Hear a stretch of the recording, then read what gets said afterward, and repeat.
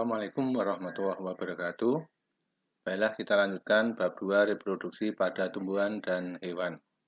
Untuk pertemuan pertama kita membahas hanya reproduksi pada tumbuhan. Tujuannya setelah mengikuti video ini, kalian memahami sistem reproduksi pada tumbuhan. Pokok bahasanya atau bahasan-bahasan yang akan kita bahas tumbuhannya adalah yang berbiji tertutup, terbuka, tumbuhan paku, lumut, dan teknologi reproduksi pada tumbuhan. Kita mulai dari tumbuhan berbiji tertutup atau Angiospermae.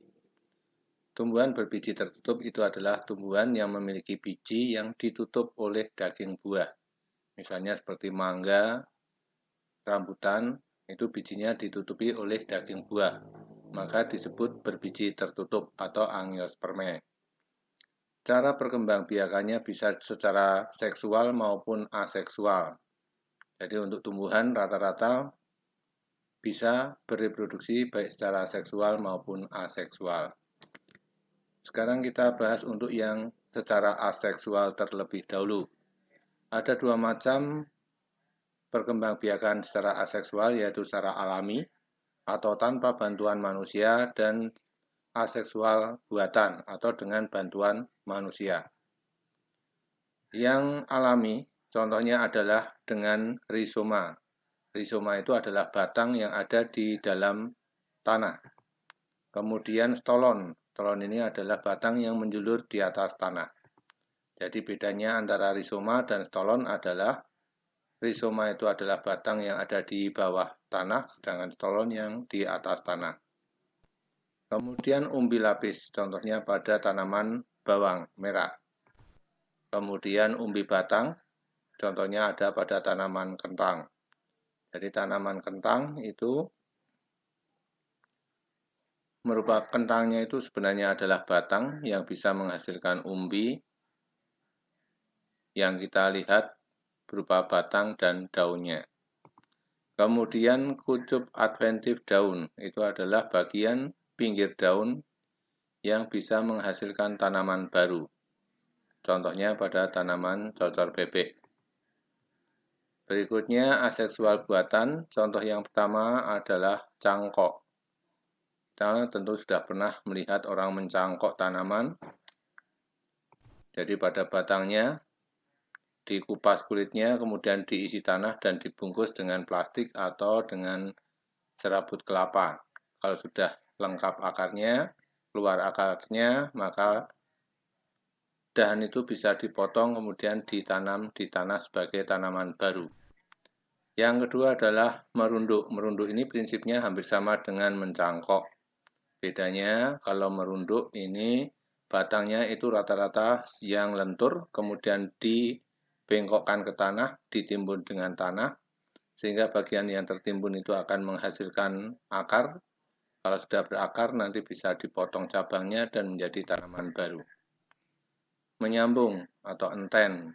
Menyambung itu adalah dua jenis tanaman yang masih satu spesies yang disambung yang biasanya berbeda kualitasnya. Kemudian menempel atau okulasi. Jadi mata tumbuh dari tanaman itu nanti ditempelkan pada tanaman lain. Jadi ini diambil potongannya, sayatannya, kemudian ditempelkan pada tanaman yang lain, sehingga ini nanti tunas yang ada di sini ini menjadi tumbuh. Yang terakhir adalah stek. Ini yang paling gampang terdapat di sekitar kita, misalnya adalah singkong. Kemudian secara seksual pada biji tertutup, pertama kita harus mengenali dulu organ reproduksinya, itu namanya bunga. Bagian-bagian bunga seperti yang dapat kalian lihat di sini, supaya jelas nanti bisa kalian tahan dulu untuk bisa dihafalkan. Secara garis besar ini adalah tangkai, kemudian ini adalah daun pelindung atau kelopak, kemudian yang lebar ini adalah mahkota. Kemudian ini adalah benang sari dan kepala sari. Yang tengah ini adalah dasar bunga. Kemudian ini adalah bakal buahnya, di dalam bakal buah terdapat bakal biji. Ini adalah tangkai putik dan ujungnya kepala putik. Kemudian pada perkembangbiakan secara seksual, yang perlu diperhatikan yang pertama adalah cara penyerbukannya atau polinasi. Jadi penyerbukan adalah proses benang sari atau kepala sari itu menempel pada kepala putik. Untuk penyerbukannya ada yang dibantu angin, namanya anemogami. Contohnya pada tanaman jagung. Pada tanaman jagung ini, pada bagian ujung jagungnya, ini namanya organ reproduksi betinanya, sedangkan organ reproduksi jantan ada di bagian ujung pohon jagung. Jadi ini nanti bisa nempel pada bagian organ reproduksi betina dengan bantuan angin. Kemudian dengan bantuan serangga atau entomogami, yaitu lalat, laba-laba, kupu-kupu, kemudian lebah atau yang lain. Kemudian dengan bantuan burung atau ornitogami. Kemudian kelelawar, ini juga ada kelelawar yang suka memasukkan ujung mulutnya ke dalam daun, ini di dalam bunga sehingga membantu penyerbukan. Dan terakhir ini adalah penyerbukan dengan bantuan manusia. Ini terutama pada tanaman-tanaman jenis anggrek maupun vanili. Ini penyerbukan hanya bisa dibantu dengan atau oleh manusia. Kemudian pembuahan atau fertilisasi. Ketika benang sari, kepala sari atau sarinya sudah menempel pada putik, maka akan terjadi pembuahan. Jadi pembuahan ini nanti antara kepala putik, benang sari dan putik ini menjadi satu, maka nanti akan terjadi fertilisasi atau pembuahan. Setelah terjadi pembuahan akan berkembang menjadi embrio. Embrio ini nanti semakin besar menjadi biji yang ditutup oleh daging buah, karena ini termasuk biji tertutup. Nah, biji ini nanti akan menjadi benih. Benih ini akan bisa tumbuh menjadi tumbuhan baru. Kemudian proses penyebaran biji. Penyebaran biji pada tumbuhan berbiji tertutup bisa dibantu oleh angin atau disebut anemokori, oleh air, misalnya pada kelapa, kemudian hewan atau zookori, contohnya ini adalah pada kopi, penyebaran biji dibantu oleh musang atau luwak. Kemudian manusia atau antropokori. Jadi ketika kita berjalan di sekitar tumbuhan, itu ada biji-biji yang nempel pada pakaian kita sehingga nanti akan menyebar ke tempat yang lain. Proses perkecambahan.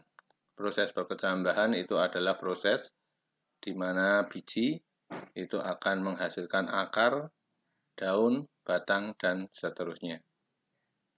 Kemudian sifat keturunan pada reproduksi seksual adalah sifatnya gabungan dari sifat kedua induknya.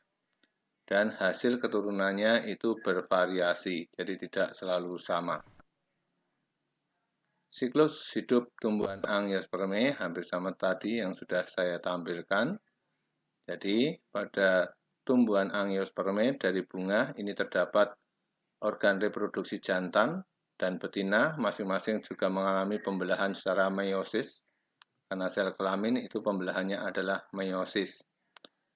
Kemudian organ reproduksi betina dan jantan ini nanti sel-sel kelaminnya bertemu, terjadilah fertilisasi atau pembuahan, kemudian akan menghasilkan biji, perkecambahan menjadi tanaman dewasa. Selanjutnya, tumbuhan berbiji terbuka. Contohnya adalah pinus, kemudian pakis haji, dan melinjo. Reproduksinya juga ada dua, seksual dan aseksual. Yang seksual, reproduksinya atau organ reproduksinya namanya strobilus atau runjung. Ini contohnya pada tanaman melinjo yang besar-besar, bijinya sering kita makan, ini adalah Strobilus betina. Sedangkan Strobilus jantannya ini hampir seperti bunga, ini juga sering digunakan sebagai sayur untuk memasak.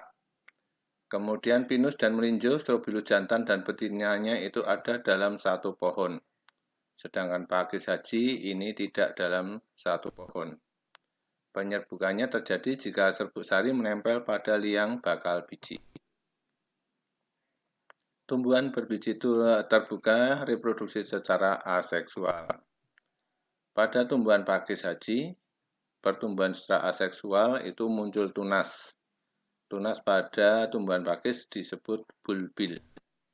Kemudian pada pinus itu adalah akar yang menghasilkan tunas atau tunas akar. Jadi akar di bawah tanah itu menghasilkan tunas dan menjadi tanaman baru. Berikutnya tumbuhan paku.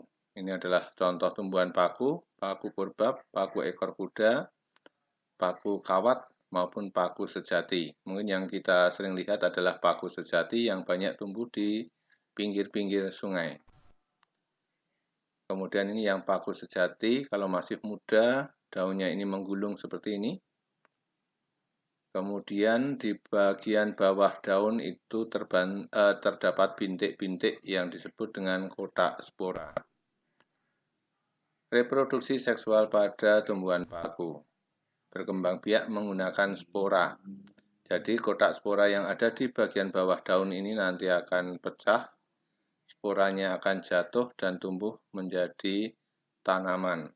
Nah, spora ini nanti juga akan menghasilkan dua sel kelamin, yaitu sel sperma dan sel kelamin betina atau sel telur. Nanti ini akan terjadi fertilisasi atau pembuahan. Setelah pembuahan akan menjadi tumbuhan muda, menjadi tumbuhan dewasa. Kemudian yang secara aseksual pada tumbuhan paku ini berkembang biak dengan rizoma. Masih ingat ya, rizoma itu adalah batang yang ada di dalam tanah. Batangnya menyebar kemana-mana sehingga muncullah koloni atau kelompok tumbuhan paku baru. Berikutnya lumut atau bryophyta. Lumut yang umumnya berwarna hijau yang kita sering jumpai di tembok-tembok di pinggiran sungai maupun di batu-batu. Nah, beberapa jenisnya adalah lumut hati yang daunnya lebar-lebar, lumut tanduk. Ini ada yang semacam tanduk dan lumut daun. Kemudian yang lain juga masih banyak lagi. Ini ya contoh-contoh beberapa jenis tumbuhan yang masuk ke dalam golongan lumut atau bryophyta. Reproduksi secara seksual pada lumut berkembang biak menggunakan spora. Jadi ini sama dengan tumbuhan paku, menggunakan spora untuk bereproduksi secara seksual. Kemudian secara aseksual menggunakan kuncup atau gemai. Jadi kuncupnya ini nanti akan bisa menjadi tumbuhan baru. Kemudian juga bisa bereproduksi secara fragmentasi atau membelah diri. Jadi kalau paku ini dipotong-potong, nanti potongannya akan menjadi tanaman yang baru. Selanjutnya teknologi reproduksi pada tumbuhan. Yang pertama hidroponik. Jadi hidroponik ini adalah cara bercocok tanam tanpa menggunakan tanah sebagai media. Bisa menggunakan batu, air, atau yang lain. Kemudian vertikultur, yaitu cara bercocok tanam dengan media yang letaknya itu vertikal atau tegak. Sehingga dengan cara ini akan memperbanyak tumbuhan yang bisa ditanam terutama untuk lahan-lahan yang sempit. Yang berikutnya adalah kultur jaringan. Jadi kultur jaringan ini adalah cara berkembang biaknya tumbuhan dengan cara dipotong kecil-kecil dan bagian potongan-potongan itu akan menjadi tanaman baru. Contohnya ini sebuah wortel dipotong-potong, kemudian diambil potongannya, diperlakukan secara khusus di dalam laboratorium, kemudian nanti akan tumbuh menjadi tanaman baru sampai menjadi dewasa. Nah, jadi ini adalah teknologi reproduksi pada tumbuhan. Baiklah, untuk reproduksi pada tumbuhan dan hewan, pertemuan pertama tentang reproduksi tumbuhan sudah selesai. Kita lanjutkan pada pertemuan berikutnya, insya Allah minggu depan, reproduksi pada hewan. Assalamualaikum warahmatullahi wabarakatuh.